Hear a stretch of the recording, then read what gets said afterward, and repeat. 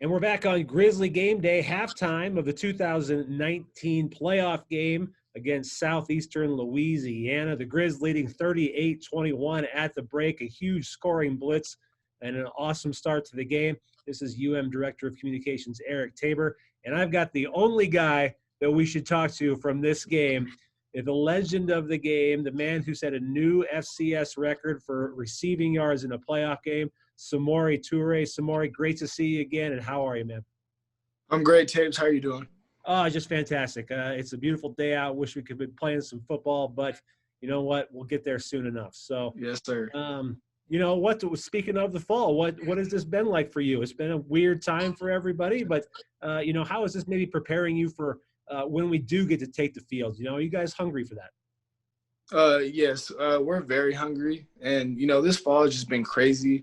You know, for me as well as all my teammates, because I think I can speak for the rest of my teammates when I say this is the first time in the fall that we haven't been playing football since we were little kids, you know, all the way from, you know, I started playing in third grade until now. This is the first time I haven't played football. So, you know, it feels really weird, but, you know, like you said, I think it makes us a lot more hungry, you know, in that aspect of things, because it sounds like kind of a cliche, but you never really know what you have until it's gone. And, you know, just watching all these college football games, you know, every weekend, you know, it's motivating, but it's kind of depressing at the same time, because it's like, why aren't we out there? But, you know, we'll get there. Well, we did have some good news for you earlier this fall. The National Football Foundation announced you as a semifinalist for the Campbell Trophy, which is the academic Heisman Award. So, first of all, how does that feel just to get that recognition for your stuff in the classroom?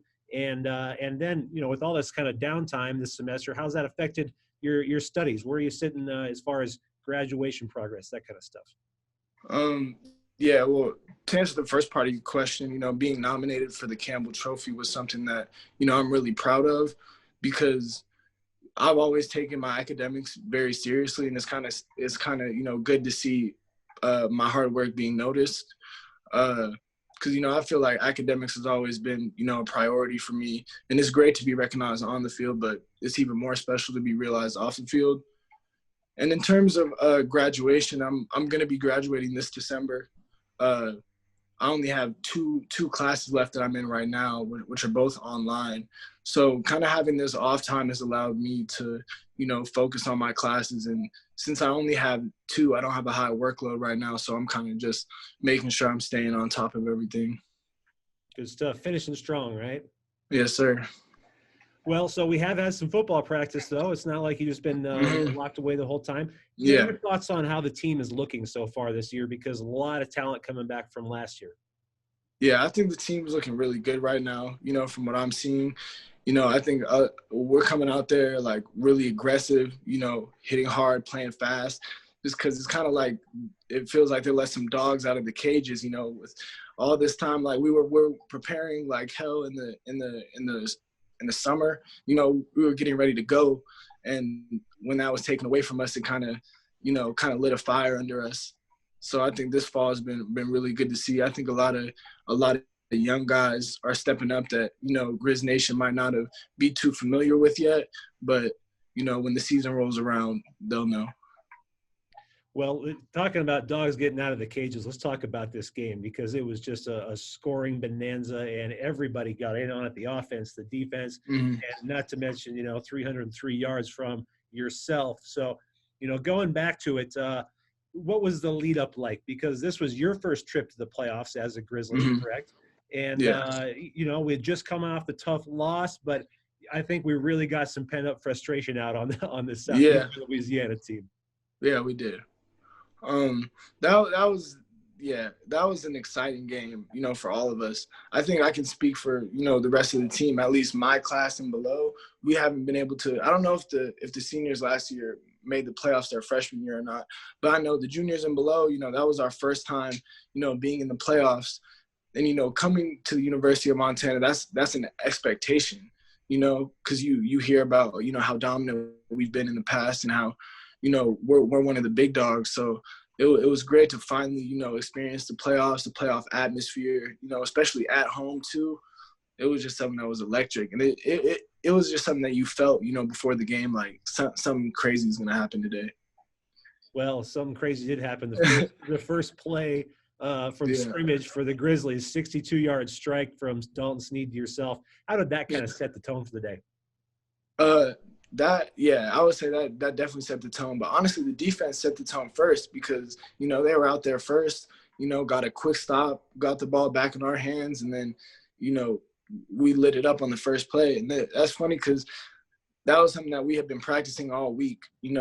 We knew we were going to come out like that. It wasn't something that just happened. So, kind of being able to mentally prepare myself for it was something that I think paid dividends. Well, you finished the end of the game with a 47-yard bomb from Snead as well.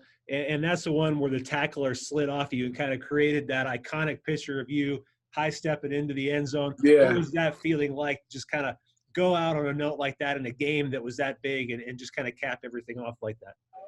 Yeah, it was something crazy. I honestly have trouble, finding the words to describe it, but I reflect on it all the time. Just I can remember my exact feeling, in that time, and it wasn't like, like my high step or whatever was something planned, like, oh, I'm gonna do this when I score. It was just something I felt, off the energy of the crowd in the game, all that. Well, like we said earlier, it was just a massive game for you. 303 yards. It broke Randy Moss's, not just some regular guy, Randy Moss's 1996 playoff record. When you first heard that, what went through your head? I couldn't really process it at first because it was I can't remember who it was. It was someone on the sideline on our sideline. It wasn't like one of my teammates or coaches. It was some like older guy. He said, I think you just broke Randy Moss's record. I looked at him like he was crazy. I was like, what?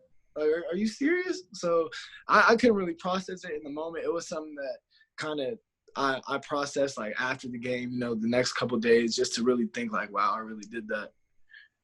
Well, I mean, along those lines, you also broke Mark Mariani's 2009 record for most yards in a season, Joe Douglas's 96 record for catches in a season, and you're in the top 10 for Montana's all-time receivers now. So, yeah, now that you've had a little bit of time to sort of let that all sink in a little bit, what does that mean to you to be up there with some of the Grizzly greats, obviously? It means a lot because, I have so much respect for the former Grizz. Ever since I got here, I did my research on, all the best receivers that were here. Most recently, especially I was high on Mark Mariani, of course, because his old playoff games are on YouTube, like the Montana versus Villanova, a couple other games. I remember watching those like as a youngin, just saying like, wow, like I want to be that player.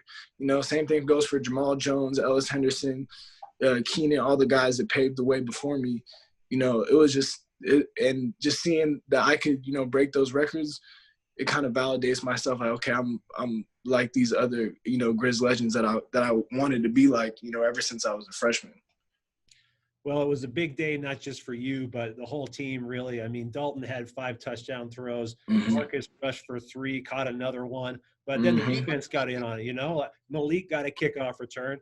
Eli Alford got himself a safety. And we had Corbin Walker get the pick six. Yeah, the pick six. Baby awesome. 8. That's baby 8 right there. I'd love to see that. So, I mean, how was the team able to just fire on all the cylinders that day? Because I think the energy was feeding off one another. Yeah. And, like I said earlier, before the game, the atmosphere, it just being our first, playoff game in a minute, it was just something that was kind of already written. I feel like, that week of practice, we prepared super hard. We were ready for everything. And I think it was just all of that coming together. Like you said, the defense went out there, set the tone, and was giving their offense problems all day, which would set the offense up for, me, Marcus, Dalton, and all the other guys to do what we needed to do. Very cool. Well, big performance like that, and like I said earlier, a lot of guys coming back. What does it say about the ability of this year's team? And you kind of touched on it earlier, but a lot of weapons coming back. Yeah, we have a bunch of weapons. I don't even want to go down the list because it's too many to name. And we also got some secret weapons too that haven't really been unleashed yet, and I don't want to spoil that. So you guys are gonna have to wait till the season for that. But we've got a really solid team. I don't really see any weaknesses. And I'm not just saying that. Like, I don't see any weaknesses when I look, at our position groups. And I think just how hard that we've been preparing, in the summer, and all that. That's all gonna come to fruition, hopefully, at some point. There we go. Well, Samori, great to see you again, and looking forward to getting out in the field with you guys and watching you all play whenever that is. Fingers Yes, crossed sir. sooner than later. But it's great catching up with you. Yeah, you too, Tapes. This has been the Legend of the Game with Samori Toure, brought to you by the M Store. Grizz fans, if you bleed maroon and silver, you found your happy place at the M Store for all your Grizz apparel, gifts, and more. Drop by the M Store at 124 North Higgins in Missoula, or visit us online at montanamstore.com. The M Store is all Grizz all the time. Samori, thanks again for your time, and we'll see you soon. Yes, sir.